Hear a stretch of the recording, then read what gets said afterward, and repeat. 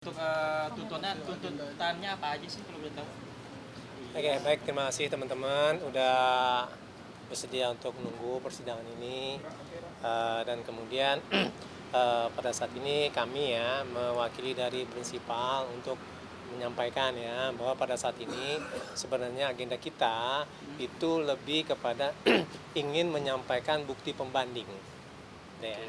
Rencananya gitu ya, ingin menyampaikan bukti pembanding yang diminta oleh hakim terkait dengan bukti-bukti elektronik yang kami sampaikan gitu.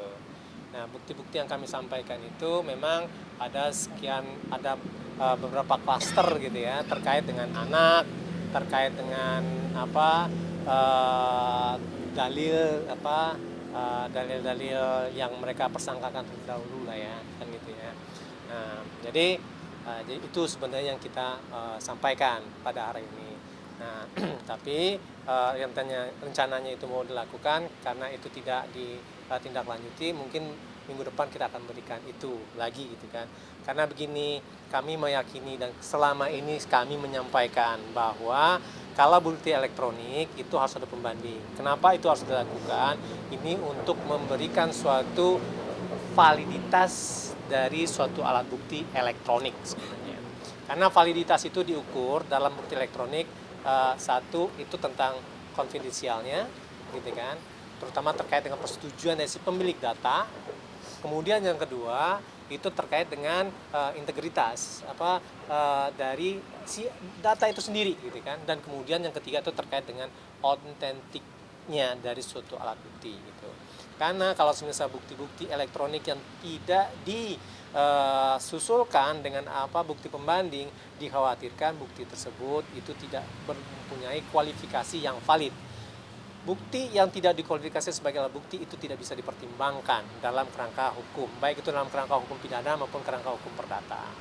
Nah, jadi itu rencana awal dan kami akan tetap memberikan nantinya gitu kan.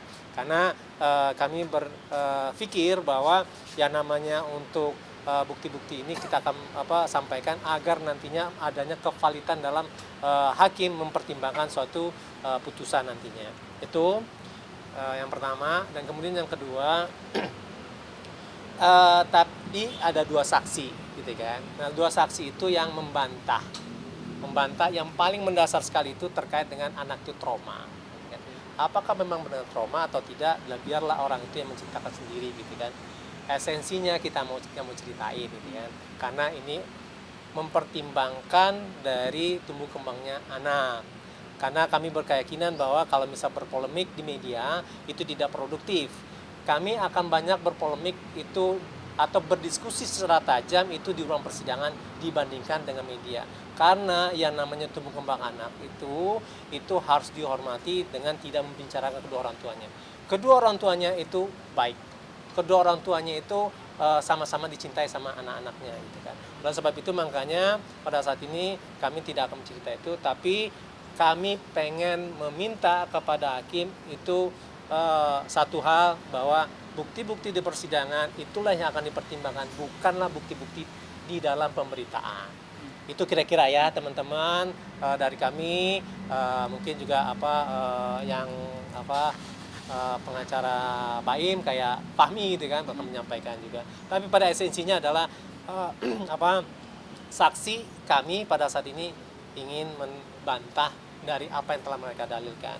Kami tidak perlu banyak, tapi itu validitas dari orang yang menyampaikan dan bukti yang akan kita sampaikan. Itu kira-kira teman-teman. Bang, tadi kan untuk saksinya ada berapa dan terus di dalam cukup alat lebih ke apa sih Bang kalau boleh tahu? Dua. Kalau alat kan yang persidangan memang harus alat. Iya. Kalau misalnya alat berarti bukan persidangan. Berarti kan kita kan istilahnya lebih kepada berbisik gitu kan. Sebenarnya kita ini kan di dalam persidangan berdialektik gitu kan. Berdialektik itu apa Anda punya, apa yang saya punya, disitulah hakim itu akan merumuskan, memastikan bahwa ini yang benar gitu kan. Nah, itu yang dinamakan sebagai suatu persidangan yang berbentuk jawab-menjawab gitu. Persoalan, perdebatan itu adalah suatu hal yang biasa dan itu memang jadi suatu hal karakteristik ya dalam persidangan. Itu kira-kira. Bang, kemarin sempat Kapolres sama kabarnya sempat posting anak bareng-bareng nih emang. Isunya mau rujuk apa gimana sih Bang? Hah? Isu Di IG sempat posting mereka posting berdua. bareng-bareng sama anak nih berdua. Mungkin ada poin yang sana atau Mungkin Apa mau ya? rujuk atau gimana Bang?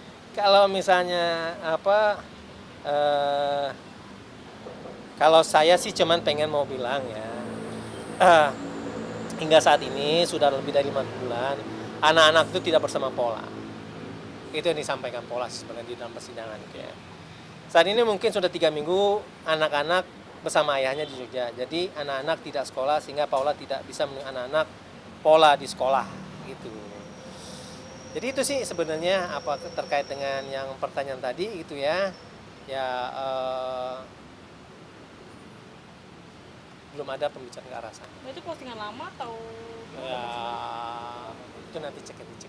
Bang, Bang, punten, berarti Kiano syuting nggak ada izin ke Kak Paula ya? Ya itu mestinya kan, mestinya memang harus ada izin karena mereka kan belum berpisah. Nah jadi dari situ kan semestinya itu ada izin dari orang tuanya. Orang tuanya itu kan bukan hanya Bayem ya, tetapi ada juga Pola. Gitu kan. Nah itu mesti juga ditanya. Itu kira-kira. mungkin Ya, pas oke. dia sampai rumah sakit karena kepikiran anaknya juga bang atau saudara.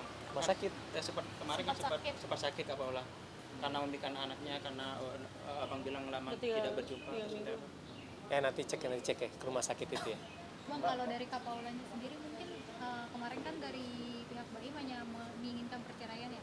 Kalau dari Kak Paula sendiri ada nggak sih tuntutan apa gitu yang diajukan untuk Baim sendiri? Pada intinya pada saat ini Pola hanya konsentrasi terkait dengan bagaimana untuk kepentingan dari si anak. Oleh sebab itu makanya setiap saat Pola selalu bilang bahwa tolong sampaikan bahwa kedua orang tuanya, mama dan papanya itu adalah orang baik. Itu aja. Dan kemudian tujuannya agar yang namanya anak-anaknya itu tidak bisa ya men-track bahwa di situ ada keburukan kepada orang tuanya. Jadi Pola selalu bilang begitu gitu kan, bahwa pada saat ini dia lebih berpikir untuk kepentingan dari anak-anak. Itu Mungkin aja. atas video call juga nggak diizinin atau gimana Bang? Itu sebenarnya sudah dijawab sebenarnya kemarin ya.